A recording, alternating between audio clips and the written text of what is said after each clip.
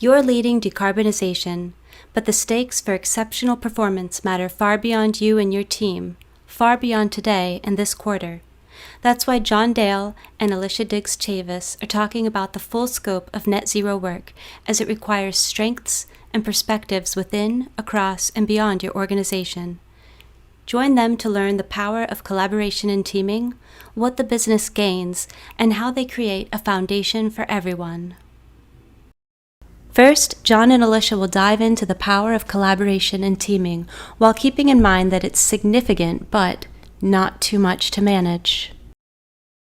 Hey, Alycia, thank you for joining me today. I'm really happy to have you here to talk about a really important topic when we're talking about decarbonization, and that's collaboration and teaming. And if you think about all the different aspects of lower carbon, whether it's carbon capture and sequestration, offsets, hydrogen, decarbonizing existing operations, these things all require different functions and people to work together. So this is a really important topic when we talk about that. So to get us started, what are some of the biggest challenges or barriers that you see for collaboration and teaming? Well, there are a few, and let me say thanks for having me. I'm glad to be here with you today and to see you again and talk with you about collaboration and teaming. I think two come to mind in terms of challenges. One being people thinking about collaboration and teaming kind of narrowly. So looking at it or thinking about it only within their functional groups, only from the perspective of working with whatever subject matter or whomever is familiar to them, kind of having that silo mentality. Some of that's human nature. That's us, just us as humans. Some of it is kind of driven by our need to compete and to win and those types of things. But whatever causes it, it really can get in the way of teaming and collaborating with others, however narrowly or broadly you want to take a look at that. Um, I think the challenge for leaders really with this is to create a culture where people know that they must work within a team, but that it's critical to collaborate across teams, across functions, across organizations, and sometimes even across industries that may be outside of their immediate world, because this is what's going to help in this change with this whole effort of moving towards new ways of doing things. It's one of the best ways to bring in diverse perspectives, and to get the best minds together to really problem solve and look at problems creatively. Yeah, I like that. The a point you just mentioned there is even within my own team, we're going to team within the team, but we can collaborate with other teams or team with other teams. So I think that's a really important point. Why should lower carbon leaders understand the power of teaming? Actually, I had a second challenge if you'd like to talk about a second challenge. I'd love to hear a second challenge. Sure. Um, just from teaming in general, I think one of the challenges is people think of teams and they think that teaming means that everybody has to agree on decisions. Mm. Like everyone has to come to a consensus all the time. And I think I think it's important to point this out because this is something that can actually stall teams. It can stall leaders, and leaders can be in positions where they don't know where to turn when they need to move forward quickly. So sometimes it does make sense to seek consensus on decisions, and sometimes it doesn't, especially when it's maybe a high stakes decision, when everybody in the team doesn't have visibility to all of the inputs into the decision, or when it's a time sensitive issue. Sometimes you can't wait for you just can't wait around to build consensus because it can take time. So as leaders, we really have to work to create an environment where people have the opportunity to express their ideas and their opinions, but where they don't necessarily always expect consensus being the only way that a decision will be made. And then if they don't agree with the decision, they also, though, need to commit to supporting the decision through their actions on a daily basis. And then leaders in these situations obviously have to be really prepared to do their data collection and make the call sometimes. Sometimes leaders resist making the call. They want to build consensus, but that's not always possible. So that's something that I think it's important for leaders, especially in this world, to kind of to keep in mind, because they most likely will need to put that hat on at some point. No, that's a great point. I'm glad you stopped me for the second point there because that is a really important point. was actually on with a leadership team this morning, and one of the things we're talking about was decision making and how, and it's a new team coming together. And one of the things they talked about there was trust and the importance of building that trust in that team, Mhm. because not everyone will need to be involved in every decision. So we need to know, sometimes folks can make decisions and we trust that it's the right decision. So just kind of a Absolutely. tangent on that. Yeah. Yeah, absolutely. And one thing I will add to that too, as long as it's clear from the beginning who's making the decision, right? Who is the decision maker in this instance? I think that's one of the keys to helping people to understand, you know, how decisions are going to be resolved.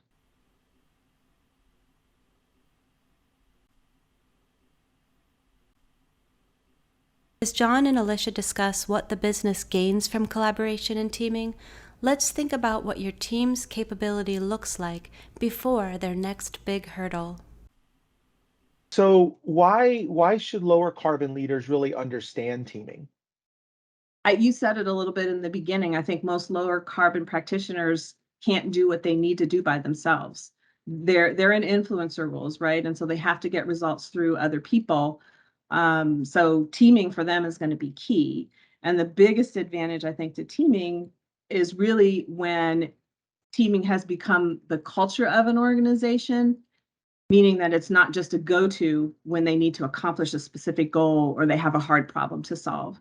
So to the extent that leaders can really work to creating that environment where teaming is the way everyone works together, to the extent that they have control over that, where it's the way that they naturally approach everything, every question, every problem, every instance. And when it's done well, then it kind of automatically can lead to that creative problem solving that we talked about, and process improvement, built-in process improvement. So, Yeah, no, that's a really good point. What made me start thinking about too is that sometimes, especially in something like with the lower carbon journey, is thinking a little bit outside of the box. Like, we in our day-to-day work, we tend to, talk to the same people, and whether it's different functions, different businesses, and so on. But for something like this, really thinking about who do I really need to pull in to work with us to drive this. So, um, yeah, it's an interesting thought.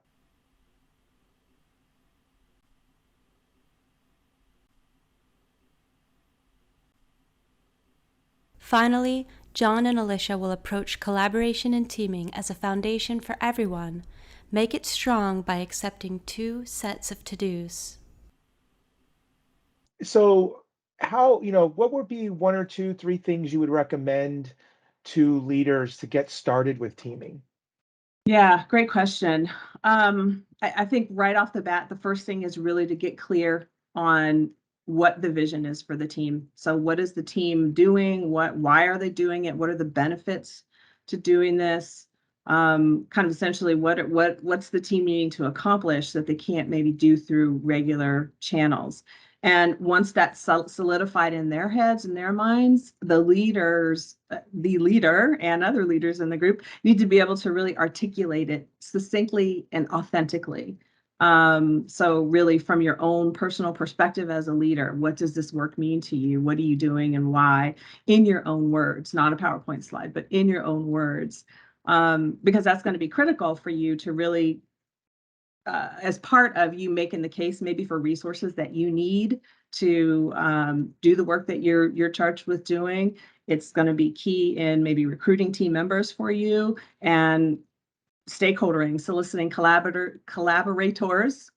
Say that 3 times fast. Collaborators, 3 times outside of your network. So just kind of having that solidified in your own mind and being able to articulate it, I think, is number one. And then number two, in building any team, regardless of what the industry is or what the immediate charge is, I always caution, don't forget the people side. It's easy for us as leaders to say, okay, this is what we're doing. This is why. I've got my pitch down. I know what I'm talking about. I know how to get people involved in the way that I need to get them involved.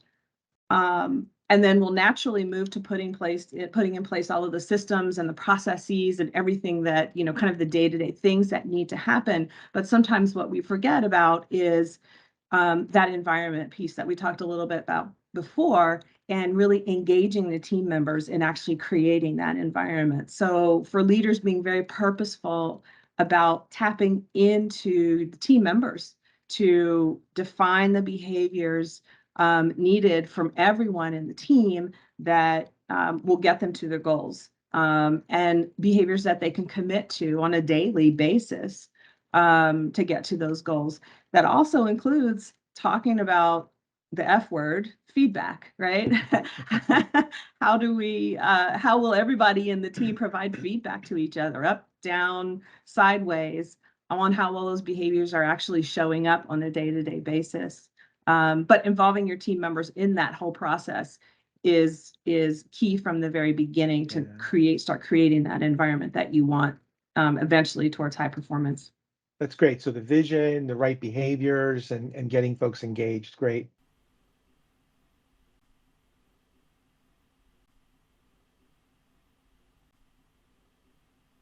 Well, Alycia, it's been great having you. Thank you so much for taking the time. Some great tips and thoughts on collaboration and teaming. Really appreciate it. Look forward to seeing you soon. Thank you. My pleasure. Look forward to seeing you too, John. Thanks so much. Thank you.